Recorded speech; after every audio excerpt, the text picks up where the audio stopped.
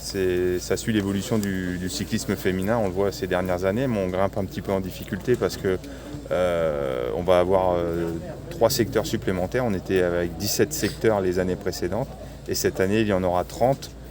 33 km 700 de pavés, il y en avait 29 200 les années précédentes et tous ces secteurs, les 20 secteurs sont communs aux hommes. C'était une demande des coureuses ?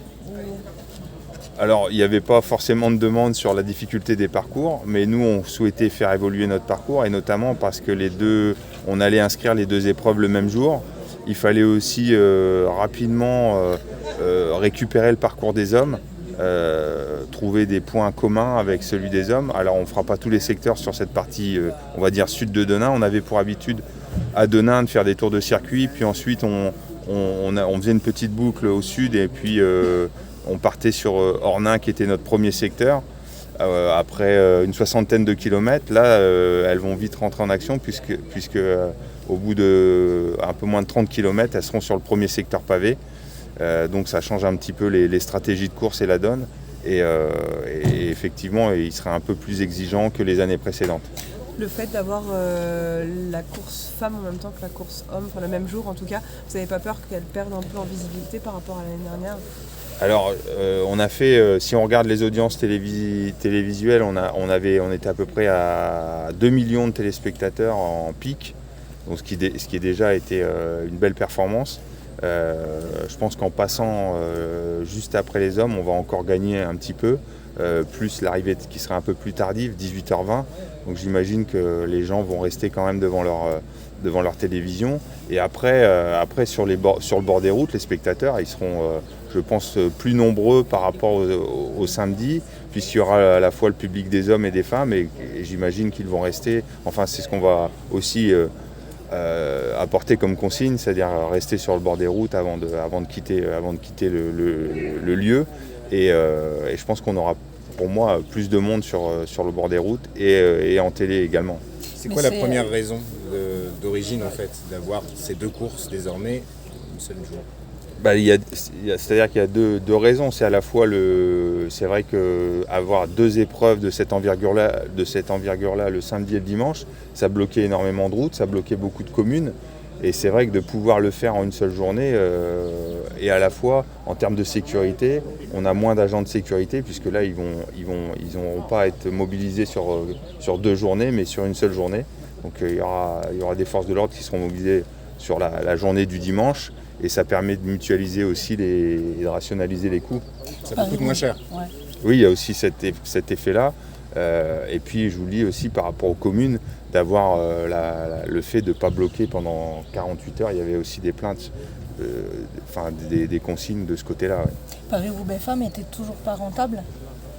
C'est-à-dire que là, on est sur une épreuve, on s'inscrit dans le calendrier et on est encore dans l'évolution, on le voit. Et les équipes, on a du mal on voit qu'au niveau des équipes aussi, on n'a pas tout le World Tour comme on voudrait avoir. On aura une sélection de 21 équipes sur Paris-Roubaix et c'est vrai qu'on peut ouvrir jusqu'à 24, mais si on compte les World Teams et les Pro Teams, on est aujourd'hui à 21. Donc ça poursuit son évolution, on est encore au début de l'histoire, on n'est qu'à la 6e édition et on souhaite que ça évolue et que ça s'inscrive dans la pérennité pour la suite.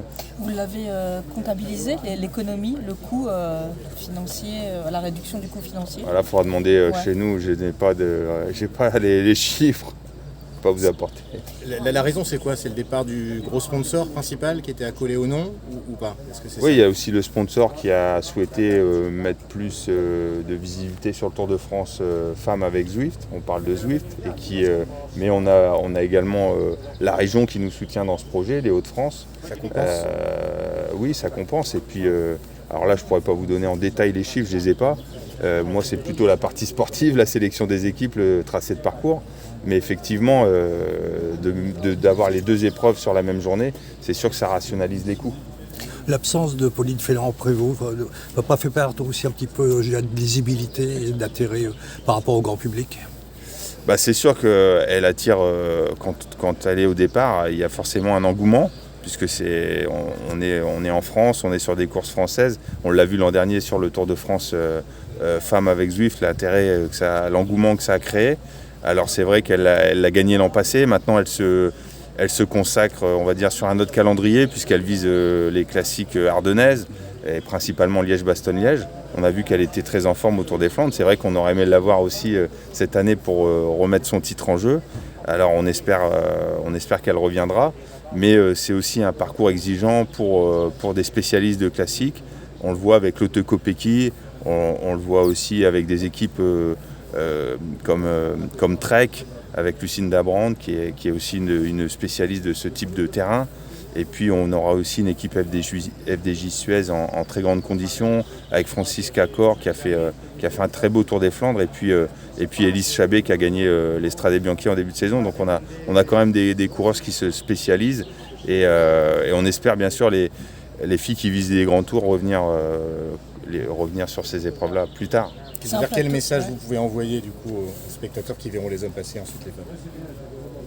De rester, de regarder le spectacle, de profiter, d'apprécier ce qui va se faire devant leurs yeux, et de voir les championnes aussi rouler sur ces endroits mythiques qui font la légende du cyclisme.